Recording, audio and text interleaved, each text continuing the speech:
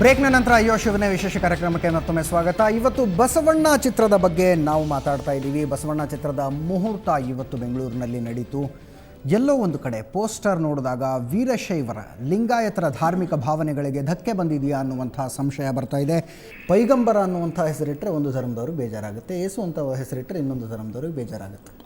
ಹಿಂದೂ ಧರ್ಮದ ವಿಷಯದಲ್ಲಿ, ವೀರಶೈವ ಧರ್ಮದ ವಿಷಯದಲ್ಲಿ ಈ ಆಟಗಳು ಯಾಕೆ ಅಂತ ಒಂದು ವೇಳೆ ನೀವು ಪಾಕಿಸ್ತಾನದಲ್ಲಿ ಇದ್ಕೊಂಡು ಸಿನಿಮಾ ನಿರ್ದೇಶಕರಾಗಿ ಅಲ್ಲಿನ ಧರ್ಮದ ಬಗ್ಗೆ ಇಂಥದ್ದೊಂದು ಸಿನಿಮಾ ಮಾಡಿದ್ರೆ ಇಷ್ಟೊತ್ತಗಾಲೆ ನಿಮ್ಮ ಮೇಲೆ ಫತ್ವಾ ಹೊರಟು ಹಳೆ ಮಾತಾಗಿರ್ತಿತ್ತು. ಅಫ್ಘಾನಿಸ್ತಾನದಲ್ಲೂ ಹಳೆ ಮಾತಾಗಿರ್ತಿತ್ತು.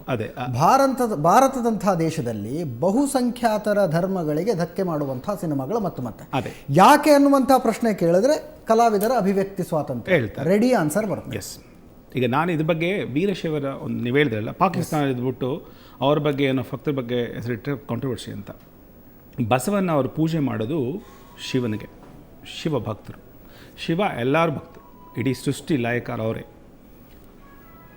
ಇದಕ್ಕೆ ಮುಂಚೆ ಬಸವಣ್ಣ ಅವರು 12 ಶತಮಾನದು ಈ ಟೈಟ್ಲ್ ಅದೆಲ್ಲ ಒಂದು ಸಿನಿಮಾ ಬಂತು, ಓಂ ನಮಃ ಶಿವಾಯ ಸಿನಿಮಾ ಹೆಸರು. ಅದು ಪಂಚಾಕ್ಷರಿ ಮಂತ್ರ. ಆ ಟೈಟಲ್ ಪಕ್ಕದಲ್ಲಿ ಒಂದು ಮಚ್ಚು, ಬ್ಲಡ್ಡು. ಈ ಸಿನಿಮಾಗೆ ಈಗ ಬಸವಣ್ಣ ವೀರಶೈವ ಸಂಬಂಧವಾಗಿ ಎನಿ ಶಿವ ಫ್ಯಾನ್ಸ್ ಆಗಲಿ ಇಲ್ಲ ಬಸವಣ್ಣ ಫ್ಯಾನ್ ಎದಕ್ಕೆ ಅವತ್ತು ಆ ಪಾಯಿಂಟ್ ರೈಸ್ ಮಾಡಲ್ಲ. ನಾನೊಬ್ಬ ಹೆಸರೇ ಹೇಳಿದ್ದೀನಿ, ಆಮೇಲೆ ಇದು ತಕ್ಕಂದ್ಬಿಟ್ಟು ನಾನು ಎಕ್ಸ್ಪ್ಲನೇಷನ್ ಕೊಡ್ತಾ ಇದ್ದೀನಿ. ಬಸವಣ್ಣ ಅವರ ಬಗ್ಗೆ ಏನಾದರೂ ಅವ್ರ ಇಮೇಜ್ ಡ್ಯಾಮೇಜ್ ಆಗೋದು, ಒಂದು ಸೀನ್ ಆಗಲಿ ಒಂದು ಶಾರ್ಟ್ ಆಗಿದ್ರೆ ಮುಂದೆ ನೀವು ಕೇಳುವಂಥದ್ದು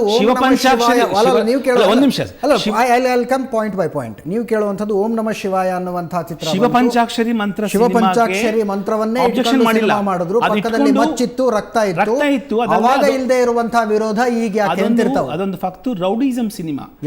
ಆವತ್ತು ಈ ಹಿಂದೂಯಿಸಮ್ ಎಲ್ಲ ಎಲ್ಲೋಗಿದೆ. ನಾನು ಹೇಳ್ತಾ ಇದ್ದೀನಿ, ಒಂದು ಹೆಸರು ಇಟ್ಬಿಟ್ಟು ಶಿವಪಂಚಾಕ್ಷರಿ ದಿನ ಬೆಳಗ್ಗೆ ಯಾರು ಮಾತಾಡಿಲ್ಲ.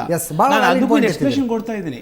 ಸಿನಿಮಾ ಈ ಮಟ್ಟಿಗೆ ನೀವು ಗೊತ್ತಾಗಲ್ಲ ನಾನು ಕನೆಕ್ಷನ್ ಅನ್ನೋದು. ಸಿನಿಮಾ ನೋಡಿದ ಮೇಲೆ ನೀವು ಹೇಳ್ದಂಗೆ ಸ್ವಾಮೀಜಿ ಆಗಲಿ ಇಲ್ಲ ಮಿಕ್ಕಿದವರಾಗಲಿ, ಸಿನಿಮಾ ಇದು ಒಂದು ಶಾರ್ಟ್ ಸರಿ ಇಲ್ಲ. ಈಗ ತಾವು ಕೇಳುವಂಥದ್ದು ಒಂದು ತಪ್ಪನ್ನು ಅವರು ಮಾಡಿದ್ದಾರೆ, ಅದೇ ತಪ್ಪನ್ನು ನಾನು ಮಾಡ್ತಿರುವಾಗ ಯಾಕೆ ಪ್ರಶ್ನೆ ಮಾಡಿಲ್ಲ? ಅದಂತ ಇಲ್ಲ, ನಾನು ಅದು ಅವಶ್ಯಕ ಹೋಗ್ತಾನೆ ಇಲ್ಲ. ಇದ್ದಕ್ಕಿದ್ದಂಗೆ ದೇವರ ಹೆಸರುಗಳು ನೀವು ಹೇಳಿದ ಪಾಕಿಸ್ತಾನ ಅಂತ ಇಶ್ಯೂ, ಅದಕ್ಕೆ ನಾನು ತರ್ತಾ ಇದ್ದೀನಿ. ಪಾಕಿಸ್ತಾನ ಇಶ್ಯೂ ಬಂತು. ಬ್ರಹ್ಮ ಅಂತ ಒಂದು ಹೆಸರು ಇಟ್ಕೊತೀವಿ ನಾವು. ಯಾರು ಬ್ರಹ್ಮ? ಸೃಷ್ಟಿ ಬರೆಯೋರು. ಅವ್ರ ಹೆಸರಿಟ್ಕೊಂಡು ಅವ್ರು ಯಾವತ್ತೂ ಮಚ್ಚು ಲಾಂಗು ಕೈಯಲ್ಲಿ ಇದ್ದಿಲ್ಲ ಅವ್ರಿಗೆ. ಪಾಪ ಅವರೆಲ್ಲ ಕಮಲಲ್ಲಿ ಕೂತ್ಕೊಂಡು ಬರ್ತಾ ಇದ್ದಾರೆ ಸೃಷ್ಟಿಗೆ. ಆ ಹೆಸರಿಟ್ಕೊಂಡು ಕತ್ತಿ ಇಟ್ಬಿಟ್ಟು ಸಿನಿಮಾ ಮಾಡ್ತಿರಲ್ಲ, ಬ್ರಹ್ಮ ಅಂತ ಸಿನಿಮಾ, ಅದು ಯಾರು ಆಕ್ಷೇಪ ಮಾಡಲ್ಲ, ಯಾವ ಹಿಂದೂ ಆಕ್ಷೇಪ ಮಾಡಲ್ಲ.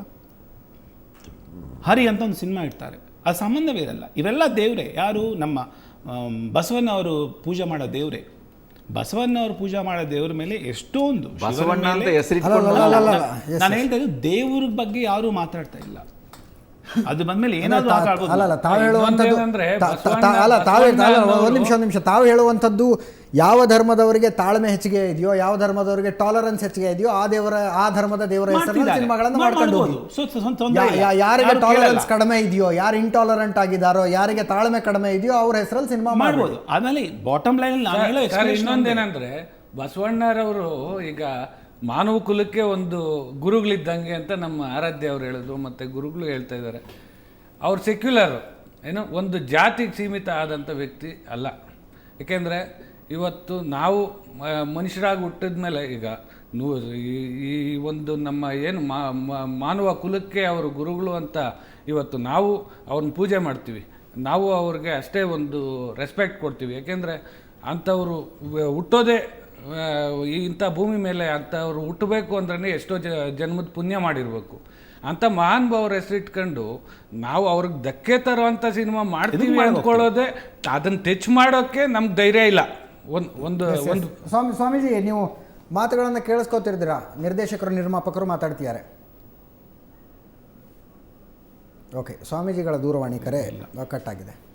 ಸೊ ಅವ್ರು ಹೇಳಿದರು, ಹರಿ ಅಂತ ಸಿನಿಮಾ ಬಂದಿದೆ, ಬ್ರಹ್ಮ ಅಂತ ಬಂದಿದೆ, ಓಂ ನಮಃ ಶಿವಾಯ ಅಂತ ಬಂದಿದೆ. ಇವೆಲ್ಲವೂ ಕೂಡ ದೇವರ ಹೆಸರು. ಇಲ್ಲ, ನಾನು ಜನಸಾಮಾನ್ಯನ ಮನಸ್ಸಿನಲ್ಲಿರುವಂಥ ಒಂದು ಪ್ರಶ್ನೆಯನ್ನು ಕೇಳಿದೆ. ಯಾವ ಧರ್ಮದವರು ಜಾಸ್ತಿ ತಾಳ್ಮೆ ತೋರಿಸ್ತಾರೆ, ಯಾವ ಧರ್ಮದವರು ಎಲ್ಲವನ್ನು ತಾಳ್ಕೊಂಡು ಹೋಗ್ತಾರೆ, ಆ ಧರ್ಮದ ದೇವರುಗಳ ಹೆಸರಿನಲ್ಲಿ ಸಿನಿಮಾ ಮಾಡ್ಕೊಂಡು ಹೋಗಿ. ಯಾರಿಗೆ ತಾಳ್ಮೆ ಇಲ್ಲೋ ಅವ್ರ ಒನ್ ಸೆಕೆಂಡ್ ಸರ್, ಬಸವಣ್ಣ ಅನ್ನೋರು ಒಂದು ಜಾತಿಗೆ ಸೀಮಿತವಾದಂಥ ವ್ಯಕ್ತಿ ಅಲ್ಲ. ಜಾತ್ಯತೀತರ ಹೆಸರಿನಲ್ಲಿ ಸಿನಿಮಾ ಮಾಡಬಹುದಾಗಿದೆ. ಅಲ್ಲಲ್ಲ, ಜಾತ್ಯತೀತ ಅಂತನೂ ಅಲ್ಲ. ನಾವು ಹಿಂದೂಗಳೇ. ಏಕೆಂದರೆ ನಾವು ನಮಗೆ ಎಲ್ಲ ಆರಾಧ್ಯ ಪುರುಷರವರು. ಏಕೆಂದರೆ ಅಂಥವ್ರ ಹೆಸರಿಟ್ಕೊಂಡು ನಾನು ಆವಾಗಲೇ ಹೇಳ್ದಾಗೆ ಅದು ಮಾಡೋದೇ ತಪ್ಪು. ನನ್ನ ಸ್ಟೋರಿ ಕೇಳಿದ್ದೀನಿ, ನಾನೆಲ್ಲ ಈ ಒಂದು ಚಿತ್ರ ಬರೀ ಒಂದು ಚಿತ್ರ ನೋಡಿದ ಮೇಲೇ ಆ ಪೋಸ್ಟ್ರ್ ಯಾಕೆ ಈ ಥರ ಮಾಡಿದ್ದಾರೆ ಅನ್ನೋದು ತಾವು ಹೇಳ್ಬೋದು. ಬಸವಣ್ಣ ಅನ್ನೋ ಒಂದು ವ್ಯಕ್ತಿಗಳ ಹೆಸರಿಟ್ಟು ಪಕ್ಕದಲ್ಲಿ ಗನ್ ಯಾಕೆ ಇಟ್ಟಿದ್ದೀರಾ ಅಂತ. ಅದಿನ್ನೂ ಅಫಿಷಿಯಲ್ ಪೋಸ್ಟರ್ಸು ನಾವು ಇನ್ನೂ ರಿಲೀಸೇ ಮಾಡಲಿಲ್ಲ, ಪ್ರೆಸ್ ಮೀಟು ಮಾಡಲಿಲ್ಲ. ಮತ್ತು ಸ್ಯಾಂಪಲ್ಗೆ ಬಿಟ್ಟಿದ್ದೀರಿ ಈಗ? ಸ್ಯಾಂಪಲ್ಗೆ ಬಿಟ್ಟಿರೋದಂತಲ್ಲ, ಡಿಸೈನ್ಸ್ ಮಾಡ್ತಾ ಇರ್ತಾರೆ, ಡಿಸೈನ್ಸ್ ಮಾಡ್ತಾ ಇರ್ತಾರೆ. ಅದು ಡಿಸೈನು ಸ್ವಲ್ಪ ಚೇಂಜಸ್ಸು ಬರುತ್ತೆ ಅಲ್ವಾ. ಆ ಒಂದು ಏನು ಬಸವಣ್ಣನವ್ರಿಗೆ ಏನು ಕಳಂಕ ತರುವಂಥ ಒಂದು ಪ್ರಯತ್ನ ಅವರೇ, ಕರ್ನಾಟಕದಿಂದ ಹೊರಗಡೆ ಹೋಗಿ ಆ ಪೋಸ್ಟರಿಂದ ಗನ್ ತೆಗೀರಿ, ಬಸವಣ್ಣ ಟೈಟಲ್ ತೆಗೀರಿ, ವಿಭೂತಿ ಕುಂಕುಮ ಏನೇನಿದೆ ಎಲ್ಲ ತೆಗೀರಿ, ಬರೀ ಅದನ್ನಷ್ಟೇ ತೋರಿಸಿ ಯಾರು ಶಿವ ಅಂತ ಗುರುತಿಸ್ತಾರೋ ಇಲ್ವೋ ನೋಡಿ. ಯಾವ್ದು ಹೇಳಿ? ಆ ಪೋಸ್ಟರಲ್ಲಿ ಅದು ಶಿವನೇ. ಹೌದು, ಶಿವ. ಎಂಥ ದಡ್ಡ ಕೂಡ ಗುರುತಿಸಿರುವಂಥದ್ದು. ಕರೆಕ್ಟ್. ಅದರ ಪಕ್ಕದಲ್ಲಿ ನೀವು ಗನ್ ಇಟ್ರೆ ದಿನಾ ಬೆಳಗ್ಗೆ ಶಿವನನ್ನ ಅದನ್ನೇ ನಾನು ಹೇಳ್ತಾ ಇರೋದು ಸರ್. ಸಿನಿಮಾ ನೋಡಿದ ಮೇಲೆ ಅದು ಏನಕ್ಕೆ ಇಟ್ರು ಅನ್ನೋದು ಅರ್ಥ ಆಗುತ್ತೆ.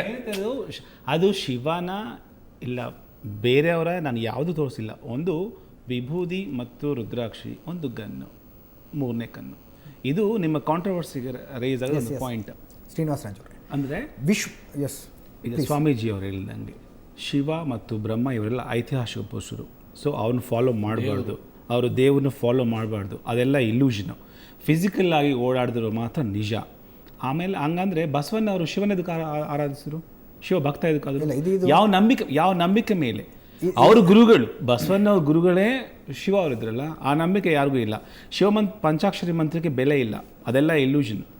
ಇದು ಮಾತ್ರ ನಿಜ ಅಲ್ಲ. ಇದು ವಿತಂಡವಾದ ಆಗುತ್ತೆ. ಇದು ಅಲ್ಲ, ನನ್ನ ವಾದ ಅಂತ ಇಲ್ಲ, ವಾದಕ್ಕೆ ವಾದಗಳ ಧಕ್ಕೆ ಆಗದಂದ್ರೆ ನಿಮ್ಮ ಶಿವ ಪಂಚಾಕ್ಷರಿ ಮಂತ್ರಕ್ಕೆ ಬೆಲೆ ಇಲ್ಲ ಅಂತ ಅಂದ್ಬಿಟ್ರೆ ಎಸ್.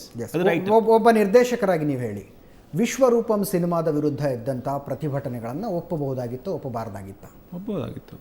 ಅದು ಆ್ಯಕ್ಚುಲಿ ಅದು ಮಾಡಲೇಬಾರ್ದು, ಆ ಕಾಂಟ್ರವರ್ಸಿ ಮಾಡಲೇಬಾರ್ದು. ವಿಶ್ವರೂಪಂ ಸಿನಿಮಾ ನೋಡಿದ ಮೇಲೆ ಎಲ್ಲರಿಗೂ ಅರ್ಥ ಆಗಿದೆ ಅದರಲ್ಲಿ ಏನೂ ಇಲ್ಲ ಅಂತ. ಮುಂಚೆ ಏನೆಲ್ಲ ಮಾಡಿದ್ರು ಅದರಿಂದ ಒಂದು ಕಮಲ್ ಹಾಸನ್ಗಾಗಲಿ ಪ್ರೊಡ್ಯೂಸರ್ ಆಗಲಿ ಡ್ಯಾಮೇಜ್ ಆಗಿಬಿಟ್ರೆ ಒಳ್ಳೇದೇನೂ ಆಗಿಲ್ಲ. ಅದೇ ಹೇಳಿದ್ರು ಅವತ್ತು, ಸಿನಿಮಾ ನೋಡಿದ ಮೇಲೆ ಮಾತಾಡಿ ಅಂತ. ಸಿನಿಮಾ ನೋಡಿದ ಮೇಲೆ ಯಾವ ಕಾಂಟ್ರವರ್ಸಿ ಇದ್ದಿಲ್ಲ, ಏನೂ ಇದ್ದಿಲ್ಲ ಮುಂಚೆ. ಅದು ಪೊಲಿಟಿಕಲ್ ನೆಸಸ್ ಇರ್ಬೋದು, ಆದರೂ ಕೂಡ ಸಿನಿಮಾದ ದೃಶ್ಯಗಳನ್ನ ಕಟ್ ಮಾಡೋ ತನಕ ಅದನ್ನ ಥಿಯೇಟರ್ಗೆ ಬಿಡಲಾಗಲಿಲ್ಲ. ಕಟ್ ಮಾಡೋದು ಒಂದು ವಿಷಯ ಬಂತಲ್ಲ, ಅದು ಆ ಮುಂಚೆ. ಆಮೇಲೆ ಏನೂ ಇಲ್ಲ, ಅದೆಲ್ಲರಿಗೂ ಗೊತ್ತಿದೆ, ಅದೊಂದು ಪೊಲಿಟಿಕಲ್ ನೆಕ್ಸಸ್ ಕಾಂಟ್ರವರ್ಸಿ ಅಂತ. ನಾನು ಎಲ್ಲರಿಗೂ ಹೇಳೋದು ಒಂದೇ ಅಂದರೆ, ಫಸ್ಟು ಸಿನಿಮಾ ಯಾವ ಹಂತದಲ್ಲಿದೆ, ಒಂದು ಸ್ಕ್ರಿಪ್ಟ್ ಲೆವೆಲಲ್ಲಿದೆ, ಒಂದು ಫಸ್ಟ್ ಲುಕ್ ಹಂತದಲ್ಲಿದೆ. ಸಿನಿಮಾ ನೋಡಿದ ಮೇಲೆ ಅದರಲ್ಲಿ ತುಂಬ ಕ್ಯಾರೆಕ್ಟರ್ಸ್ ಬರುತ್ತೆ, ಬದಲಾವಣೆ ಆಗುತ್ತೆ, ಏನೇನೋ ಆಗುತ್ತೆ. ಅದಾದ ಮೇಲೆ ಸಿನಿಮಾ ನೋಡಿದ ಮೇಲೆ 2 ಗಂಟೆ ಸಿನಿಮಾ ನೋಡಿದ ಮೇಲೆ ಆವಾಗ ಸ್ವಾಮೀಜಿ ಆಗಲಿ, ಇನ್ನು ವೀರಶೈವ ಸಂಘ ಆಗಲಿ, ತುಂಬ ಜನ ನೀವೆಲ್ಲ ಕೂತ್ಕೊಂಡು ಸಿನಿಮಾ ರಿಲೀಸ್ಗೂ ಮುಂಚೆ ಒಂದು ಶೋ ಹಾಕೊಂಡು ನೋಡಿ.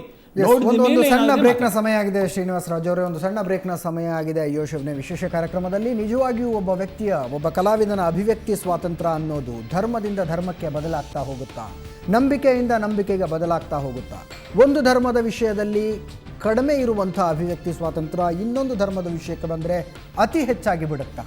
ಈ ವಿಷಯದ ಬಗ್ಗೆ ನಾವು ಚರ್ಚೆನ ಮುಂದುವರಿಸ್ತೀವಿ. ಅದಕ್ಕಿಂತ ಮುಂಚೆ ಇನ್ನೊಂದು ಸಣ್ಣ ಬ್ರೇಕ್.